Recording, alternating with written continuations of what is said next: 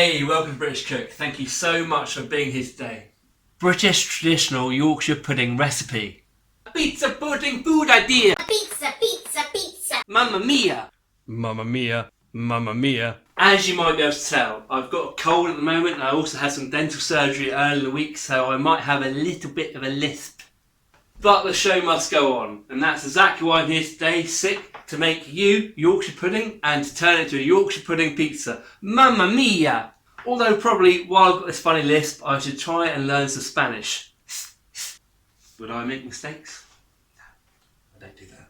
So please bear with me today on British Cook. I might make the odd slip up or mistake. Do I ever make mistakes? No. Or my words might come out slightly wrong. If you're new to the channel and you want me to make you hungry every week, make sure you click that subscribe button and turn on notifications so you get really hungry. So without further ado, let me get on with making this Yorkshire pudding and then the Yorkshire pudding pizza. And for anyone that isn't sure, a Yorkshire pudding normally goes with a roast meal with gravy, potatoes and meat, and it's a very old-fashioned way of filling people up with a bit of batter. Yorkshire pudding pizza is not so old though. It's quite new. Very new. Yorkshire pudding, here we go, you ready? These are so easy to make, as easy as making them out of a packet. You might as well do this yourself at home, it's so good. Right, with the Yorkshire pudding, what you're looking to do, you've got a batter which you pour in it, and you want that batter, the moment it hits the container, to almost expand, okay? So you want an awful lot of heat in here.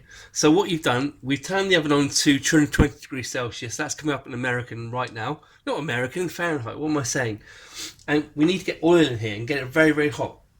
Okay, so I know in America, having spoken to some people, that lard is not very common. This is lard. Lard has a smoking point of 280 degrees Celsius, okay? So we can get it very hot without worrying about it. In America, you can use high temperature cooking oils, or you could use a sunflower oil. Generally speaking, is very good.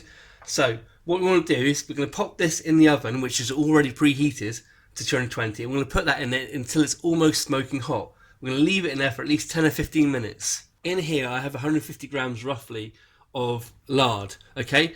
But what you're looking to do is cover the whole surface area of the bottom of it with hot oil, okay?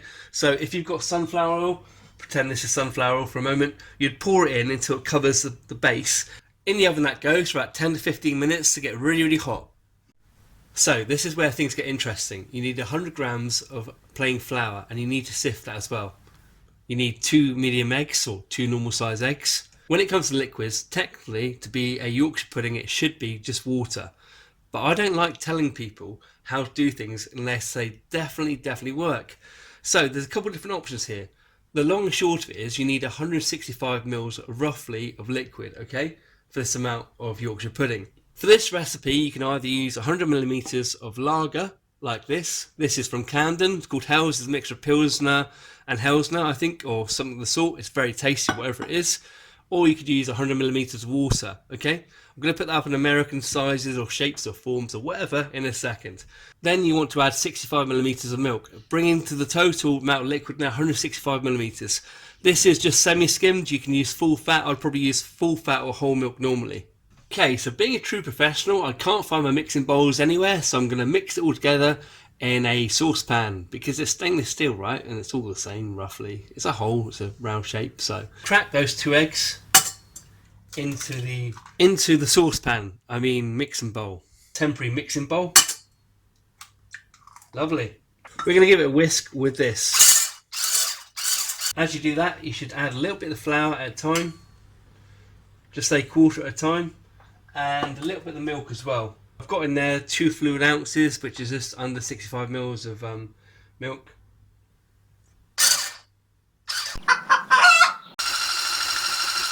You want to get a nice thick bubbly texture. You've got a nice thick bubbly texture there. And what we need to do now is add 100 millimeters of either sparkling water or lager.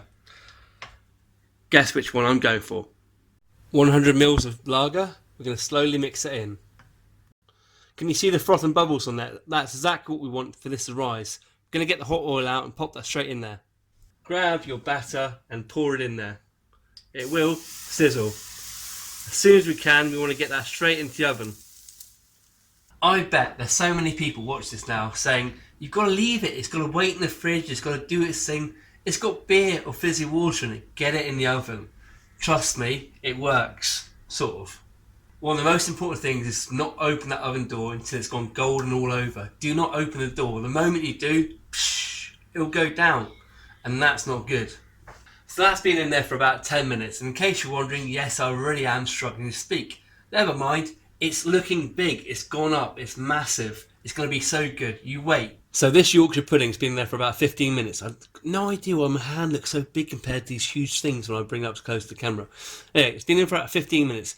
If I was going to have that as Yorkshire pudding on its own, I'd probably leave it in for another 3 or 4 minutes to make it really crunchy around the outside. But I'm going to make this into a pizza now. Alright, so we've got a rough shape here. As I said, it's a bit of a monster. It'll go down, I'm sure it will. Down, down, down, down. So just looking at this for a moment, a Yorkshire pudding is a very light, fluffy, but extremely crispy base. Try and use really good fresh eggs if you can. The fresher the eggs, the nicer they are, the better they'll look when they come out. Listen to what I mean about crunch. Okay, so on to the next stage, and please stay with me and watch this. This is going to be quite good fun. I'm going to show you something quite interesting as well.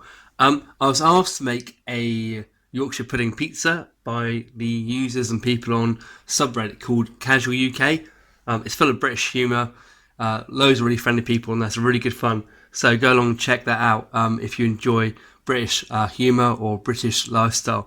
This is just a selection of different things you can put on a pizza as an idea as well, but I'm going to show you how to make the sauce. What I've got here, I've got some baby tomatoes, different colours, nice ones they are, really tasty.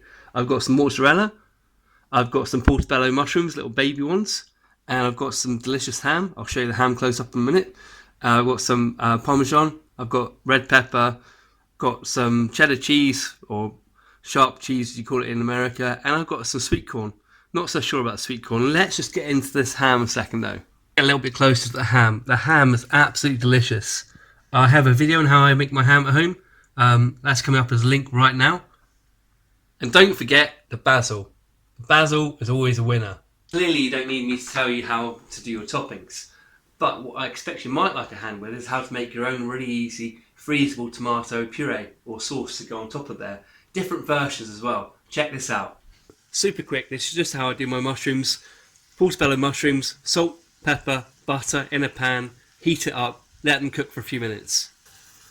Just to add some flavour, either add a little bit of garlic if you like that, or in my case I'm going to put some truffle oil in there. Just a little bit of truffle oil.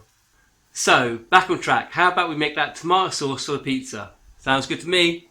Okay, so for the tomato sauce, 1 can of chopped tomatoes. Doesn't matter whether you use cheap ones or good ones. This makes quite a lot of tomato sauce which you can freeze and keep for a few months. Now obviously you could spend hours and hours cooking down tomatoes, or you could get some tomato sauce and squeeze a good squeeze in there of tomato sauce. The good thing about this is it's a base, so you can add to it, take away from it, do whatever you fancy. Here I'm going to be putting some tomato puree in it. Good dose of tomato puree. A quick sprinkle of salt. A tiny bit of pepper. This is a much quicker way of making tomato sauce pizzas than cooking it all down, and it works. Mix it all together. This is so tasty. Give it a stir, give it a taste, and what we're going to do now is add just a tiny bit of sugar to bring out the real flavour of those tomatoes. We put 1 tin of tomatoes in there chopped up. We put about 100 grams of tomato puree, and we put about 50 grams of tomato ketchup in there just to thicken it up a little bit. Trust me, all the professionals do it. Good teaspoon of sugar. Add it, stir it, add more salt if you need to. Taste it. That sugar will bring out all the flavour in the tomatoes, okay? This is where it gets fun. Because you're tasting it as you do it, you can add things like sriracha. I'm going to have some sriracha in there. Sriracha going in. At this point, if you fancy barbecue sauce, add it now. Give it a little bit of mix and give it a taste. I'm not adding barbecue sauce to this, but just look at this, literally 3-minute pizza sauce. Fantastic. And if you're new to the channel, make sure you click that subscribe button so I can make you hungry every single week. So finally, we get to the really fun part of putting the pizza together. Just grab that tomato and spread that in the middle. Because it's Yorkshire pudding, I'm going to give it quite a deep fill of this because I want to really, and because I'm going to keep the edges as they are. I'm I'm going to keep the edges pretty much uncovered so we can all see it's nice Yorkshire pudding. Just cover this generously with some cheddar or some mild cheese to start off with. Ham, delicious chunks of big bits of ham. Lovely. Sweet corn. Do you know what? I'm not really feeling the sweet corn at the moment, so it's not going to go on there. Mozzarella. Little dusting of parmesan. Next up, those sweet tomatoes. So let's have a quick look at this Yorkshire pudding pizza before it goes in the oven. Absolutely delicious. I'm going to pop that in the hot oven now at about 200 degrees Celsius for about 10 minutes. And if you want to keep this Yorkshire pudding pizza really crispy, put a rack on top of the tray so the air can get underneath it. Look at that pizza. Look how crunchy that is. Tell me you're not hungry. I just really want you to hear how crunchy this is. How crunchy is that? Yorkshire pudding, for people that don't know about it, is very light and very crunchy. Very crunchy. Absolutely delicious and lovely for a pizza base. I'm going to cut into this quickly, just so you can see how deep this pizza is. Now that is what you call a delicious Yorkshire pudding pizza. So thank you so much for people on Reddit, on the subreddit of Casual UK, for suggesting this to me. Really enjoyed making it. Tastes really good as well. If you fancy making something really simple, really easy, give this a go. It's like a 9 out of 10. Trust me. Check this out.